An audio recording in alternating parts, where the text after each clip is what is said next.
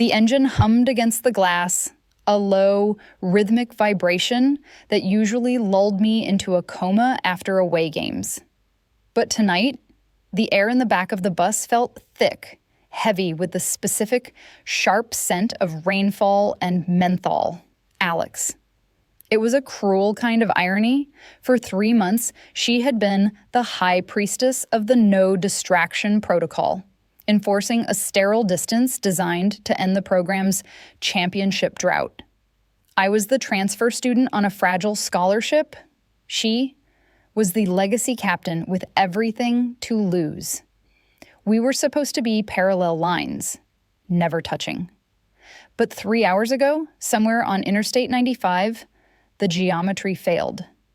To understand why that moment on the bus mattered, you have to understand the heat. The preseason gym wasn't just hot, it was a physical weight. The air conditioning had died in late July, leaving us in a stagnant box of humidity, floor varnish, and unwashed knee pads. It was the kind of environment that stripped away pretense. You couldn't hide who you were when you were gasping for air between suicide sprints. I was the variable. The transfer from a state school with a chip on my shoulder the size of a regulation volleyball. I played loud, I hit hard, I celebrated loud, and I moved on instinct. My game was built on fire and vertical leap. If I was out of position, I just jumped higher. It worked. It got me the scholarship. It got me into this gym. Alex was the control group. I watched her from the baseline during water breaks. She didn't sweat. She glistened. She didn't scramble. She arrived. She played the setter position with a terrifying surgical precision. Every set was a suture, stitching the play together with minimal wasted movement. She was beautiful to watch in the way a perfectly executed algorithm is beautiful. Cold, efficient, correct. The collision happened on Tuesday of the second week. Blocking drills. The coach wanted aggression. He wanted us to own the space above the tape. Joust, he screamed, tossing a free ball high into the neutral zone above the net. I didn't think. I saw the ball, and my legs coiled. I launched myself upward, abandoning form for pure height. I wanted to kill the ball. Alex went up on the other side. She didn't jump as high, but she jumped smarter. Her timing was impeccable. We met at the apex. It wasn't a graceful, athletic feat. It was a car crash. My momentum carried me forward. Her stability held her ground. My shoulder slammed into her chest. I felt the solid, unyielding wall of her strength, the damp friction of skin on skin, the sharp intake of her breath against my ear. For a microsecond, we were tangled in the white mesh of the net, suspended in a chaotic intimacy that felt electric. Then gravity took over. I landed awkwardly, 1 foot crossing under the net, stumbling back to catch my balance. Alex landed silently, absorbing the impact in her quads, barely disturbing the dust on the floor. The gym went quiet. I waited for the apology, or the anger, or just a human reaction. Alex stood up. She smoothed the front of her jersey. She didn't look at the coach. She looked at me. Her eyes were dark, intelligent, and completely devoid of sympathy. She was assessing me, not as a person, but as a component that had malfunctioned. "You're drifting," she said. Her voice was low, cutting through the ambient noise of the gym fans. "You broad jump instead of vertical jump. If you drift across the plane, you take out the setter's ankles. If you take out my ankles, we lose the season." She stepped closer to the net. The mesh separated us, but the distance felt infinite. "We don't play on luck here," she added, her gaze unflinching. "Fix your feet." She turned and walked away before I could speak. I stood there, chest heaving, adrenaline souring into embarrassment. But beneath the embarrassment was something worse. The 10-foot line on a volleyball court is a boundary.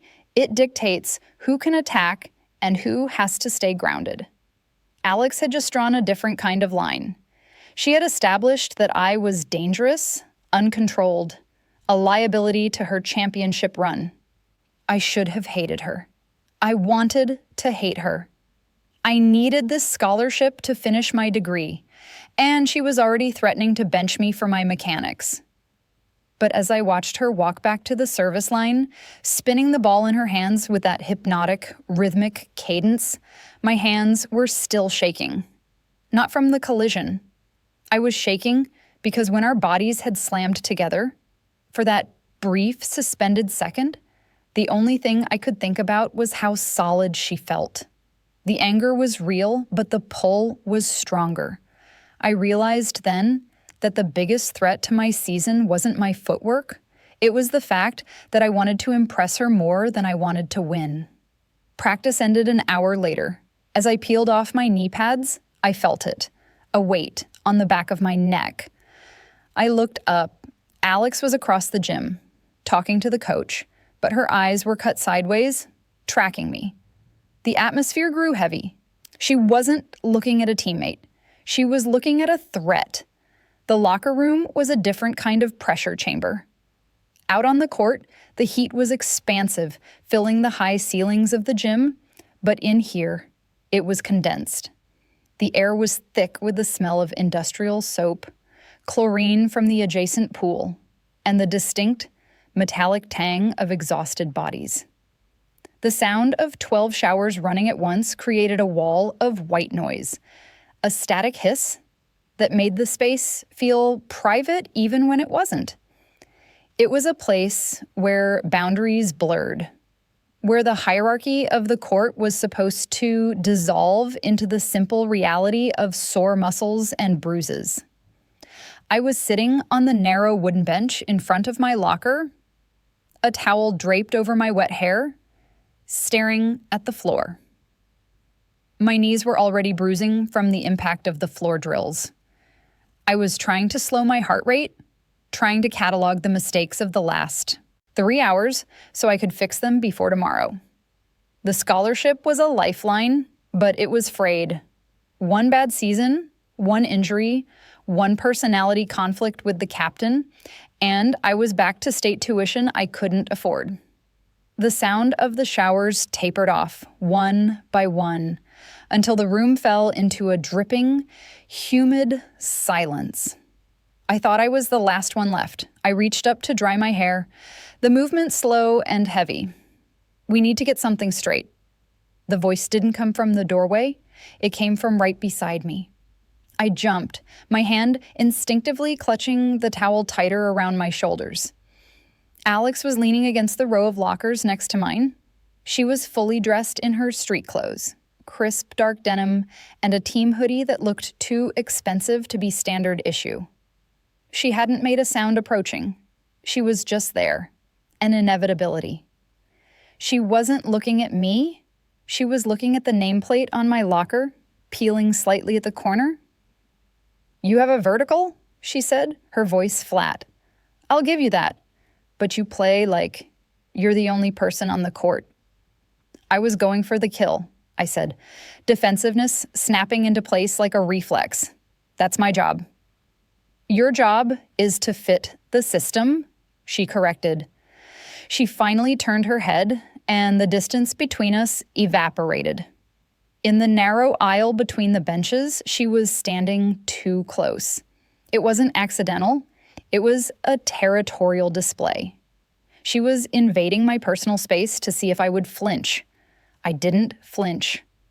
I held my ground, sitting up straighter, feeling the cold dampness of my hair against my neck. "This program hasn't won a conference title in 6 years," Alex said, the words measured. "Every year, we get a transfer who thinks she's going to be the savior. She comes in hot, disrupts the rhythm, maybe sleeps with a middle blocker, creates a mess, and then we lose in the first round of regionals. I'm not doing that this year." The accusation hung in the humid air. It wasn't about volleyball anymore. "I'm here to play," I said, my voice tighter than I intended. "I need this scholarship, Alex. I can't afford to mess around." Good, she said. She took a half step closer, blocking the light from the overhead fluorescent strip. Her presence was overwhelming. The scent of her was distinct, even over the bleach and soap, something cool and sharp like rain on pavement. Then you need to know the protocol. No inter-team dating, no hookups, no it just happened moments after a win. We are a closed circuit. The energy stays on the court. She was reciting the rulebook, but the delivery was personal. She wasn't looking at my eyes anymore.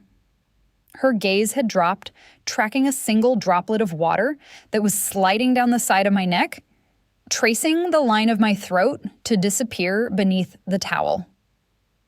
For a second, the air in the room changed. It shifted from hostile to something heavier, something magnetic. The silence stretched, taut as a bowstring. She wasn't just warning me because she was the captain. She was warning me because she felt the static in the air too. She felt the pull that had happened at the net, the terrifying possibility of a variable she couldn't control. She was building a wall because she knew instinctively that I was the one person who could climb it. Her eyes snapped back up to mine, the moment of weakness sealed away instantly behind that stoic mask. The captain was back online. "Don't be a distraction," she said softly. It sounded less like an order and more like a plea. She turned on her heel and walked out.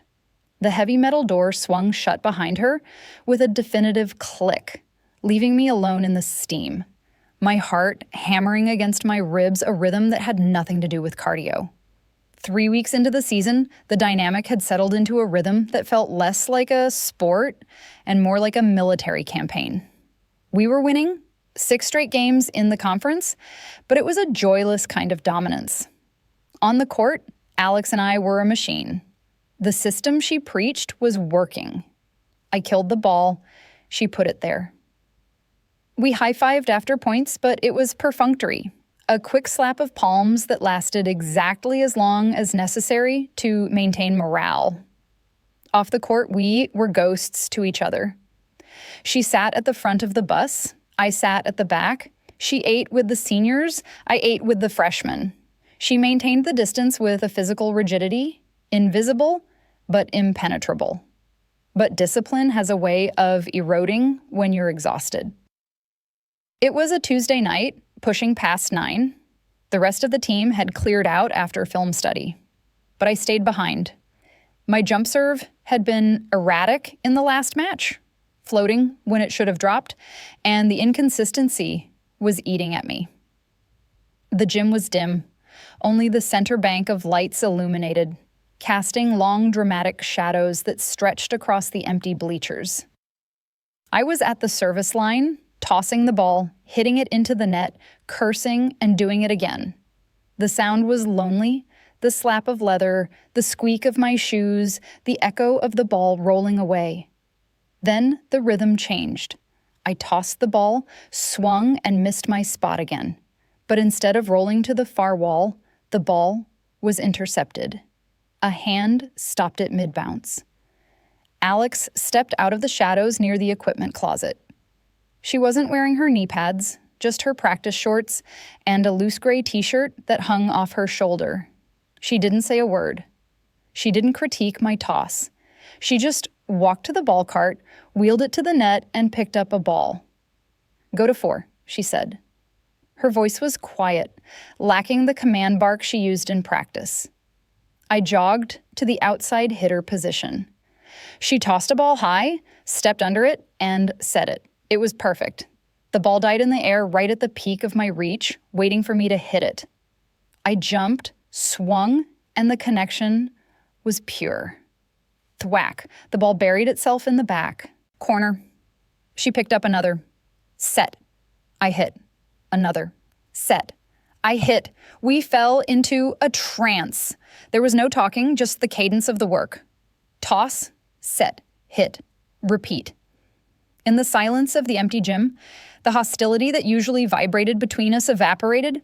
It was replaced by something purely functional, yet intimately connected.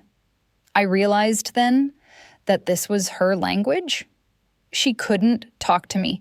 That would break the protocol, but she could set for me. Every ball she pushed out to the pin was a peace offering. With every repetition, she was stitching us together, binding my chaotic energy to her disciplined control. The ball was the needle, threading back and forth, closing the wound that had opened between us on day one. After 30 minutes, my arm felt like lead. I landed from a swing and put my hands on my knees, gasping for air. "One more," she said, but her voice cracked slightly. I looked up. She was standing at the net, holding the ball against her hip. Her guard was down. The stoic captain looked human. There were dark circles under her eyes that the locker room lighting usually hid. Her shoulders, usually squared with military precision, were slumped. "You're tired," I said. It wasn't a question. She didn't stiffen. She didn't recite the team motto about endurance. She just let out a long breath, looking up at the banners hanging from the rafters, the empty space where a new year should be. "I can't sleep," she admitted. The confession was small, barely a whisper, but in the vast emptiness of the gym, it sounded like a shout. "My brain won't turn off the rotations." "That's why you're here?" I asked. "To babysit my serve?" "No," she said, finally looking at me. The intensity was there, but it was softer, worn down by the late hour. "I'm here because the sound of the ball is the only thing that makes sense." She tossed the ball to me. I caught it. For a moment, we just stood there, separated by 20 feet of hardwood, but connected by the shared exhaustion of carrying the team. The silence wasn't heavy anymore. It was companionable. It was the quiet of two soldiers in the same trench. "Go home, Alex," I said softly. "I've got the cart." She hesitated, then nodded. "See you at 6 a.m. 6 a.m., I confirmed. She walked toward the exit. I watched her go. We hadn't touched, not once, but as the heavy metal door clicked shut behind her, the connection remained. The distance between us was shrinking, not in feet, but in understanding. Away game hotels are a specific kind of purgatory. They all smell the same, a mix of industrial carpet cleaner, stale coffee, and the phantom scent of chlorine drifting up from a pool that closed 3 hours ago. The hallways are endless tunnels of patterned beige, lit by fluorescent sconces that flicker just enough to make you question your sanity at 2 a.m. It's a liminal space, a zone where the rules of the daylight world feel suspended, where time stretches and warps. I was out there because my shoulder was throbbing, a dull, rhythmic ache that pulsed in time with the vending machine humming down the hall. I needed ice, but mostly, I needed to escape the suffocating quiet of the room I shared with our libero, who slept like the dead. I stood in the alcove by the ice machine, watching the cubes tumble into the plastic bucket with a deafening clatter, the cold air hitting my face like a slap. When the machine stopped, the silence rushed back in, heavier than before. Then, I heard a door click. I turned. Alex was standing 3 doors down. She wasn't the captain, not here. The armor was gone. The tight ponytail was loose, dark hair falling messy around her face. The compression gear and team-issued tracksuit were replaced by gray sweatpants that hung low on her hips and a worn white t-shirt that was thin enough to show the outline of a sports bra underneath. She looked softer, smaller, stripped of the terrifying authority she wielded on the court. She looked like a girl who was just as awake and just as lonely as I was. She saw me and froze. Her hand was halfway to her keycard slot, caught in the act of escaping or returning. For a second, I thought she would retreat, vanish back into her room, and pretend this intersection never happened. That was the protocol. Avoidance. Instead, she let her hand drop. She walked toward me. She didn't have an ice bucket. She didn't have a reason to be out here. She stopped a few feet away, leaning her shoulder against the wall, crossing her arms over her chest. The corridor was narrow. If I wanted to leave, I'd have to brush past her. "Shoulder?" she asked, nodding at my bucket. Her voice was rough with sleep, or lack of it. "Just maintenance," I lied. "Preemptive strike." "You're swinging late," she said. Even at 2 a.m., she couldn't turn it off. "You're compensating for the block by opening up too early. It puts torque on the rotator cuff." "Alex," I said, cutting her off, "we're not in the gym. You can stop coaching." She blinked, the critique dying on her lips. She looked down at her socks, mismatched, one black, one white, and a ghost of a smile touched the corner of her mouth. It was the first time I'd seen her look anything other than intense. "I don't know how to stop," she admitted quietly. "If I stop, I start thinking about the standings. I start thinking about how many games are left. I start thinking about how heavy the trophy case looks when it's empty." "Is that why you're so terrified of distraction?" I asked. The question was a risk. We were standing on the edge of the forbidden topic. "Because you think if you look away for 1 second, the whole thing collapses?" She looked up. Her eyes were dark pools in the dim light, direct but unguarded. She pushed off the wall and took a step closer. The space between us charged with a static electricity that made the hair on my arms stand up. It wasn't the aggressive invasion of the locker room. This was gravitational. "I'm not terrified of distraction," she murmured, her voice dropping to a register that vibrated in my chest. "I'm terrified because I can't afford to want anything else. If I let myself want other things, I don't know if I'll have enough left for the game." She was close enough now that I could smell her, not sweat and gym mats, but something warmer, soap and skin and the cotton of her shirt. She was looking at me, really looking at me, tracing the line of my jaw, my lips, with a hunger she usually saved for match point. "What do you want, Alex?" I whispered. The question hung there. The ice bucket was freezing my hand, but my face felt hot. Alex shifted her weight. Her hand twitched at her side, fingers uncurling. She reached out, slowly, tentatively. Her fingertips hovered inches from my arm, caught in the magnetic field between us. I held my breath. I wanted her to bridge the gap. I wanted her to break her own rule. The hallway dissolved. The game dissolved.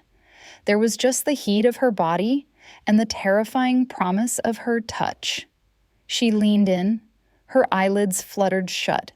I tilted my head, the inevitability of it crushing the last of my defenses. Click. The sound was like a gunshot. A door opened down the hall.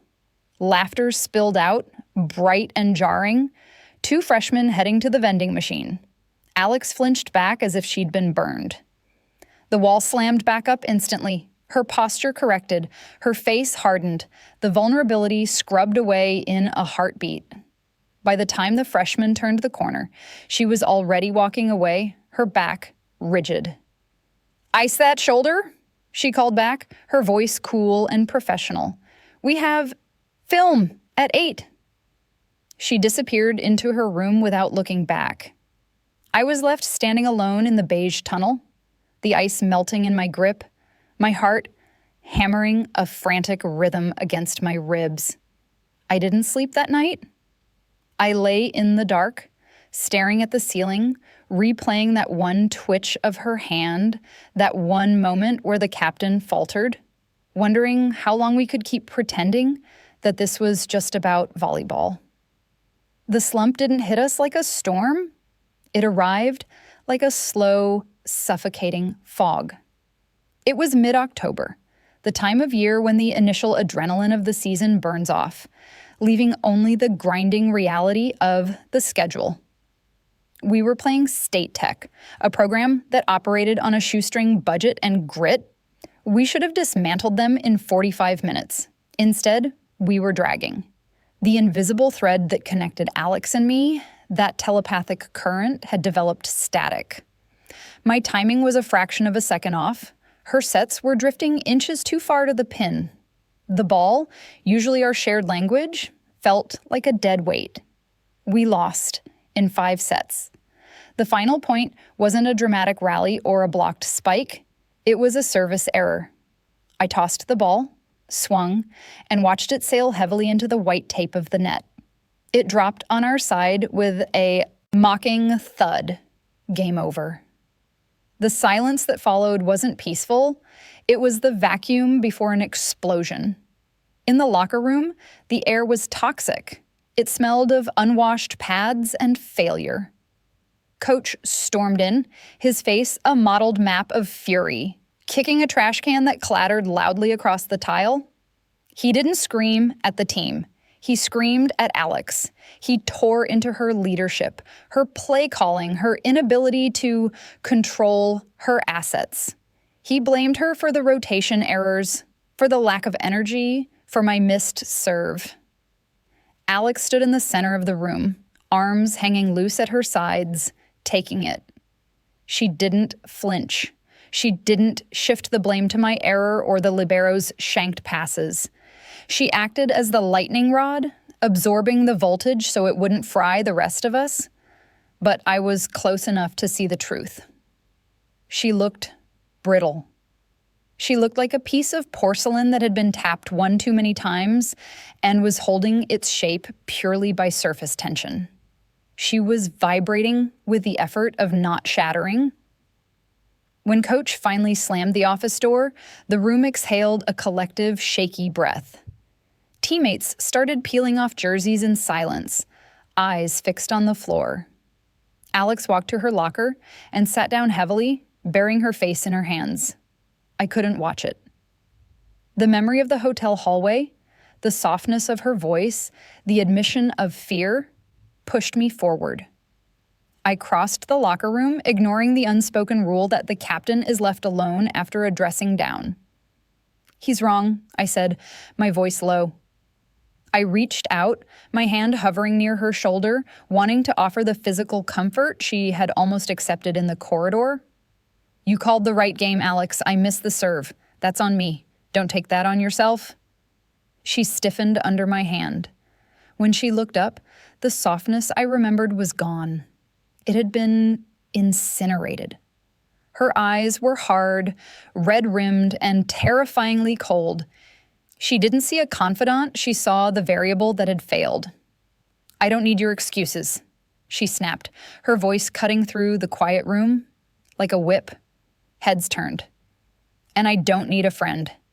I need a hitter who can put the ball over the net when it counts. If you can't do that, get out of my face." The rejection hit me harder than the loss. It wasn't just a captain correcting a player, it was a personal eviction. She was taking the moment of intimacy we'd shared, the shared fear, the almost touch, and weaponizing it against me. She was telling me that the vulnerability was a mistake, a lapse in judgment that had caused this loss. She was reestablishing the hierarchy with a sledgehammer. I pulled my hand back as if I'd touched a hot stove. The hurt flared hot and sharp in my chest, a physical ache, but I swallowed it down. I looked at her, really looked at her, and saw the panic behind the anger. She was drowning and she was pushing me away to save herself. "Understood, Captain," I said. My voice was flat, stripped of all emotion. I turned my back on her. That night, alone in my dorm, I made a decision. If she wanted a machine, I would give her a machine. I took the want, the desire to touch her, to know her, to be the one who understood her, and I shoved it into a mental box. I locked it tight. I decided to cauterize the wound. For the next 2 weeks, I was perfect. I showed up early. I ran the lines until my lungs burned. I hit the ball with a mechanical violence that terrified the freshmen. I didn't smile. I didn't celebrate. When Alex sent me the ball, I killed it turned around, and walked back to position without looking at her. The connection was gone, replaced by cold, industrial rivets. We were winning again, but the silence between us was no longer companionable. It was a vacuum. I became exactly what she asked for, a weapon without a heartbeat, and I hated every second of it. The Cold War had a physical toll. By the first week of November, the gym felt less like a training ground and more like a torture chamber. Coach sensed the fracture in the team's core, the icy silence between his captain and his primary scorer, and decided the only way to fix it was to break us physically. He ran us through defensive drills that bordered on sadistic. Pursuit, he called it. I called it attrition. We were 90 minutes into a session that was supposed to end 30 minutes ago. The air was heavy, smelling of stale sweat and the rubbery burn of sneakers skidding on hardwood. My legs were trembling, a low-grade vibration in my quads that wouldn't stop, but I kept my face blank. I focused on the rhythm, ignoring the burn. Alex was worse. She looked gray. Her ponytail was unraveling, strands of dark hair plastered to her forehead, and her movements, usually fluid and economical, had become jagged. She was pushing herself past the red line, trying to lead by sheer force of will, because she couldn't lead by connection anymore. She was shouting rotations, her voice hoarse, desperate to fill the silence I was leaving in my wake. "Ball up!" Coach screamed, slapping a volleyball hard into the floor. It ricocheted wildly off the back wall, a chaotic, impossible angle. It was a dead ball. Any other day, we would have let it go. But Alex was in a state of manic overcorrection. She saw the ball as another error to be fixed, another variable to be controlled. "Mine!" she yelled. The sound was raw, ripped from her throat. She shouldn't have gone for it. She was out of position, her weight on her heels. But she threw herself into a dive, extending her body in a desperate, horizontal line. She cleared the 10-foot line, her hand reaching, but the floor came up too fast. She didn't slide. She stuck. The sound was sickening. A wet, heavy thud of bone hitting varnished wood, followed immediately by the sharp squeak of rubber arresting momentum. Then, silence.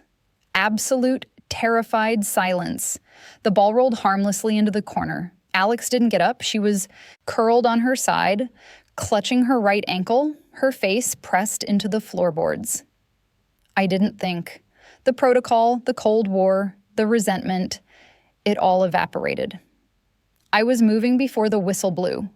I slid across the floor on my knee pads, ignoring the burn, and reached her before the trainer had even stood up from the bench. "Alex," I said. It was the first time I'd said her name in 2 weeks. She was gasping, short, sharp breaths through clenched teeth. Her eyes were squeezed shut, fighting the pain, fighting the humiliation of falling. "I'm fine," she wheezed, trying to push herself up. Her arms shook. I'm up. "Stay down," I ordered. My voice was low, intimate in the quiet gym. I put a hand on her shoulder, pressing her back to the floor. She flinched, her muscles coiled tight as wire, but she didn't push me away. I moved my hand down to her ankle. It was already swelling, the skin hot and angry against my fingertips. I pressed gently on the ligament, and she hissed, her head falling back against the wood. The contact was purely medical, a field assessment of damage, but the current that shot through me was electric. It wasn't just heat, it was the terrifying reality of her fragility. The stoic leader was trembling under my hands. "You're not fine," I murmured, my thumb tracing the line of her Achilles. "You're done for the day." "I can't be done," she whispered, opening her eyes. The darkness in them wasn't anger this time. It was panic, naked, unadulterated fear. "If I sit, he'll think I'm weak. The team will think I'm weak." "The team thinks you're human," I said. I shifted my weight, blocking the coach's view, creating a small, private shelter for her in the middle of the court. Let me help you. She looked at me then, really looked at me. The defensive walls she'd built crumbled. She realized in the sharp clarity of pain that I wasn't the rebel trying to usurp her. I wasn't the distraction trying to derail her. I was the only person in the room who wasn't afraid to touch her when she was broken. Okay, she breathed. The surrender was total. I stood up and offered my hand. She took it. Her grip was strong, desperate. I pulled her up, slipping my arm around her waist to take her weight. She leaned into me heavily, her body hot and damp against my side. The physical barrier of captain versus recruit dissolved in the necessity of care. She smelled of exhaustion and that familiar rain scent, now spiked with the sharp tang of adrenaline. Lean on me, I said, guiding her toward the sideline. I've got it, she muttered, but she didn't pull away. She let her head drop for a second, her forehead brushing my shoulder. It was a gesture of trust so profound, it almost buckled my knees. We walked off the court together, a three-legged entity moving in sync. The rest of the team parted like the Red Sea, watching in silence. I didn't look at the coach. I didn't look at the scoreboard. I just focused on the rhythm of our steps, her limp, my support, and the realization that for the first time all season, we weren't fighting for control. We were just holding each other up. The machine was broken, but something real had finally taken its place. The regional qualifier wasn't just a game, it was a public execution of our anxieties held in a stadium that smelled of popcorn and nervous sweat. The lights were brighter here than in our home gym, harsh halogens that bleached the color out of the court, leaving everything in stark, high-contrast monochrome. The noise was a physical weight. A wall of screaming students, brass bands, and the relentless thumping bass of the PA system that rattled the bleachers. I looked at Alex during warm-ups. Her right ankle was heavily taped, a thick, white cast of athletic strapping that disappeared into her shoe. She wasn't limping, but she was moving with a deliberate caution that terrified me. The machine was gone. In its place was something fiercer, something desperate. She caught my eye across the net during hitting lines. She didn't bark orders. She didn't critique my approach angle. She just nodded a microscopic tilt of her chin. I'm here. Be here with me. The game started and the world narrowed down to the 30 by 60 foot rectangle of the court. It was a brawl. The opposing team was tall, a blockade of blockers that seemed to blot out the ceiling lights, and they played with a heavy, bruising style that punished every mistake. We lost the first set. We scraped the second. We lost the third. By the fourth set, my lungs were burning with a fire that tasted like copper. The rallies were endless, chaotic scrambles that defied the neat geometry Alex usually prized. But something had shifted in the dynamic. The tension that had plagued us wasn't a liability anymore. It was a guidance system. I didn't need to hear her call the play. I could feel where she was going to be. If the pass was tight to the net, I knew she would jump set it back to the pin. If the pass was off the 10-foot line, I knew she would push it high to the middle to draw the block. We were moving in a fugue state, a synchronized dance born of 3 months of watching each other, of analyzing every micro-expression and twitch. The distraction was making us faster. It was making us lethal. We took the fourth set. The fifth set, the tiebreaker to 15, was a blur of adrenaline and panic. The score was tied at 14. Match point. Season point. The gym went silent. You could hear the squeak of sneakers, the heavy breathing of 12 players, the thud of the ball being bounced by their server. The serve came fast, a flat float that dipped violently at the last second. Our libero shanked it. The ball shot sideways, careening toward the scorer's table, miles away from the target.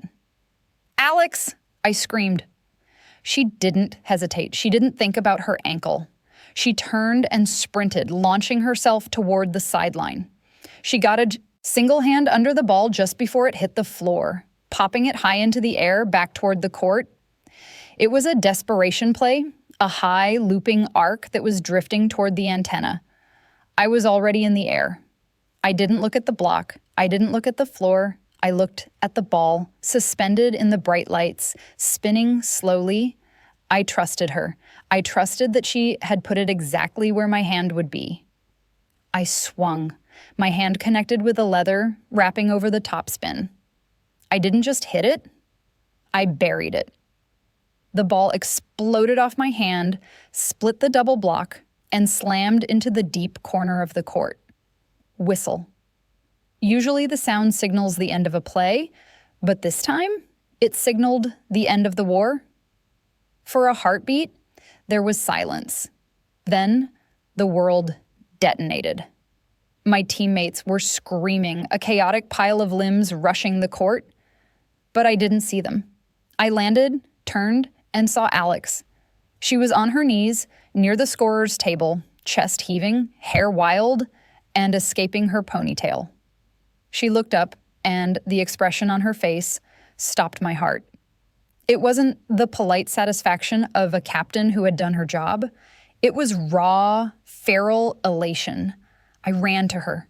I didn't think about the cameras or the crowd. I reached down, grabbing her forearms to haul her up, but she scrambled to her feet and collided with me. She didn't high-five me. She grabbed 2 handfuls of my jersey right at the shoulders and shook me, her eyes wide and dark and shining with adrenaline. "You were there!" she yelled over the roar of the crowd, her voice cracking. "I knew you'd be there." "I'm always there," I yelled back. She stared at me, her chest heaving against mine, her grip on my jersey tightening until her knuckles were white.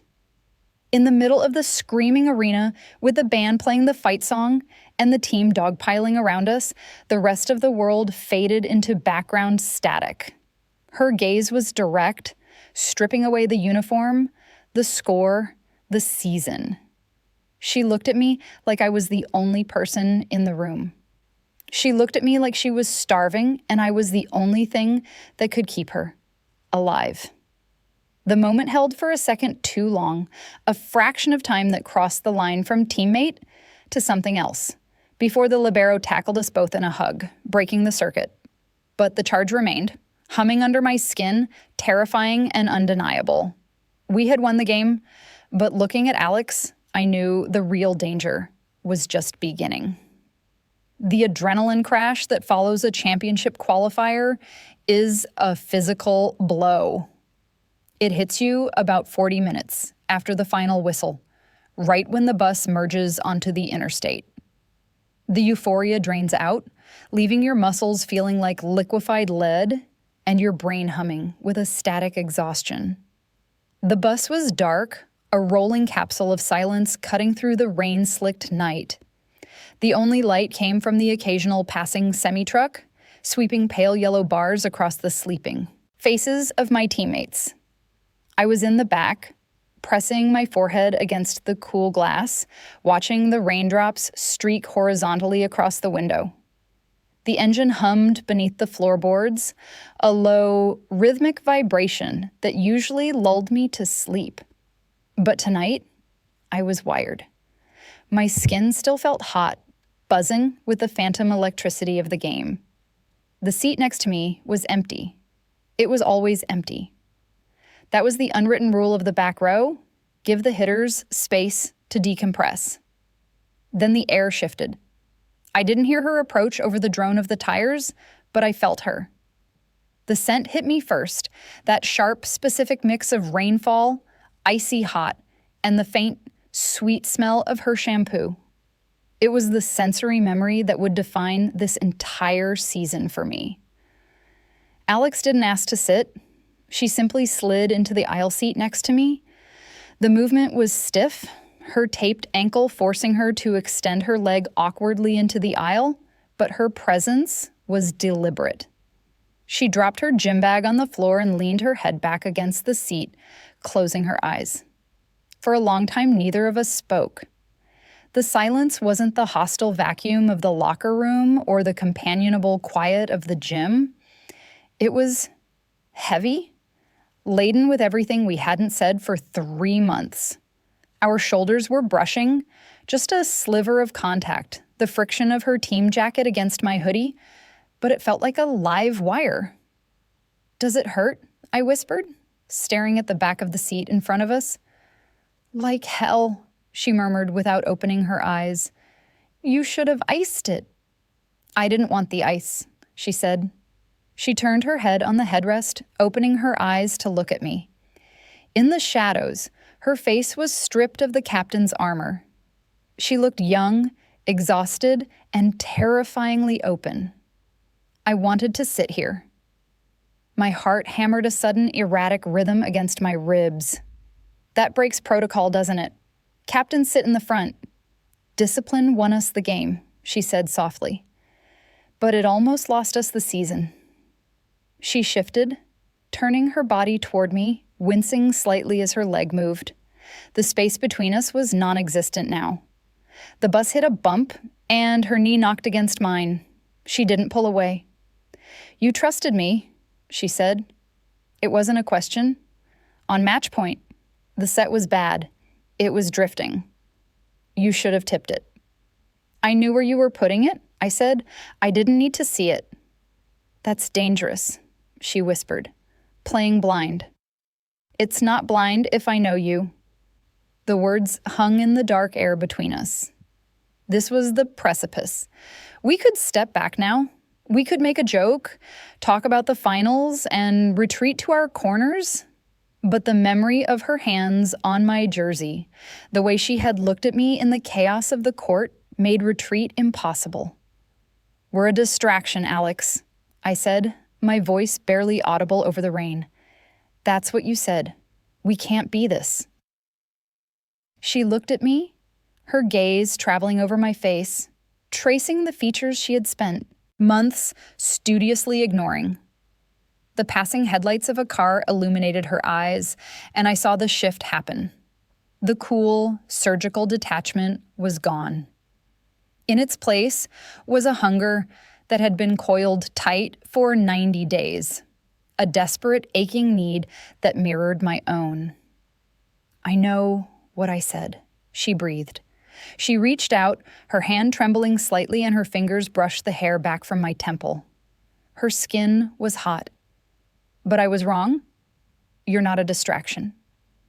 She leaned in, the distance closing until I could feel the warmth of her breath on my lips. "You're the only thing I can see." The kiss wasn't tentative. It wasn't a testing of waters. It was a collision. Alex kissed me with the same intensity she brought to the court, unflinching, desperate, and absolute. It was an unleashing of every silenced argument, every suppressed glance, every moment of surgical suture where we had touched without touching. Her hand tangled in my hair, pulling me closer, anchoring me in the dark. It tasted of exhaustion and victory and the terrifying relief of finally surrendering.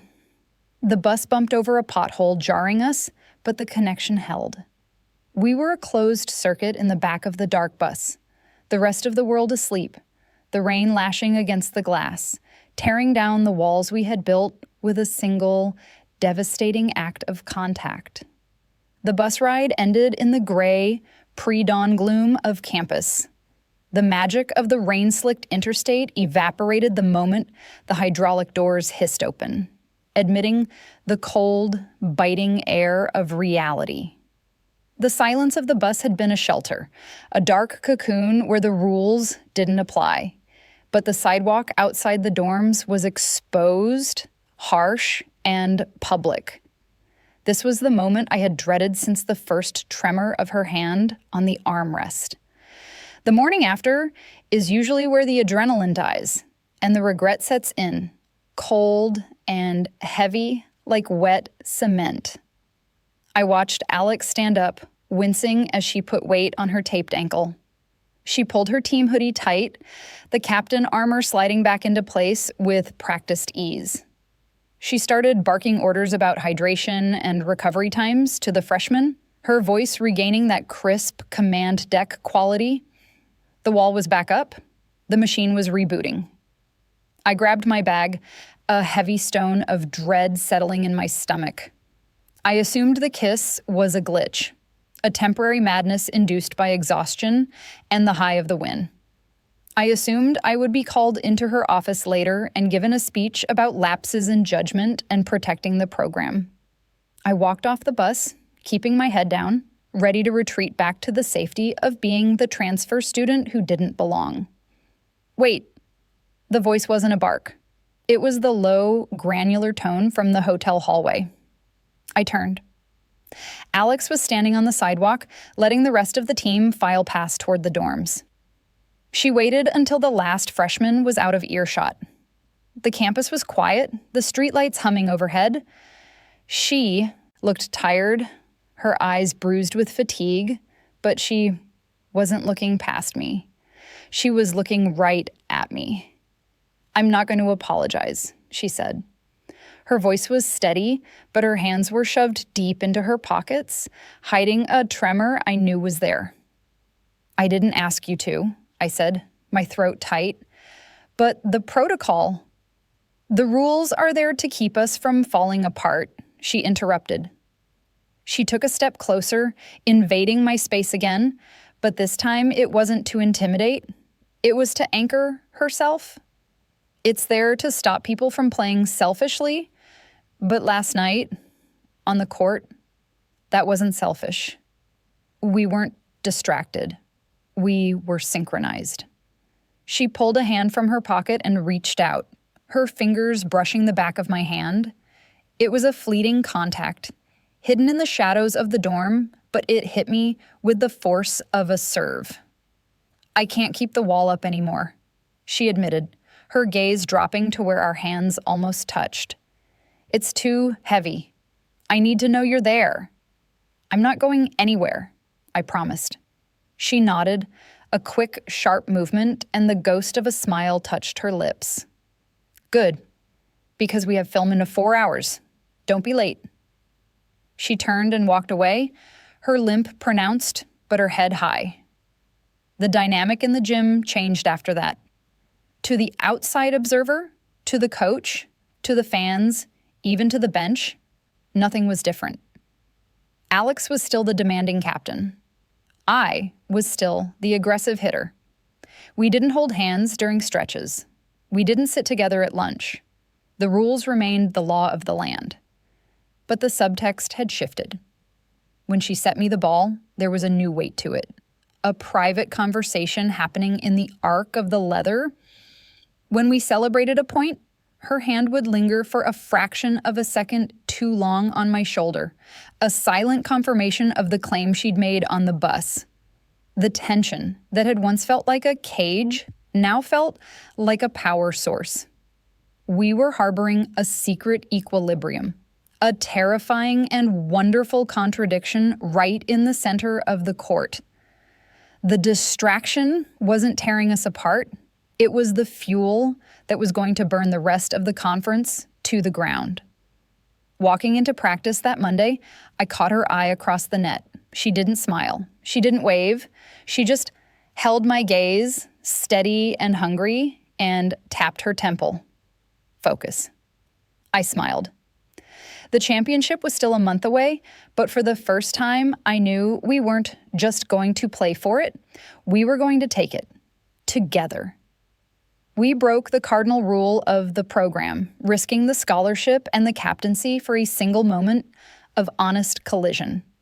But sometimes you have to cross the line to find out where the boundaries really are. If you want to hear how we handled the championship pressure, subscribe and let me know in the comments.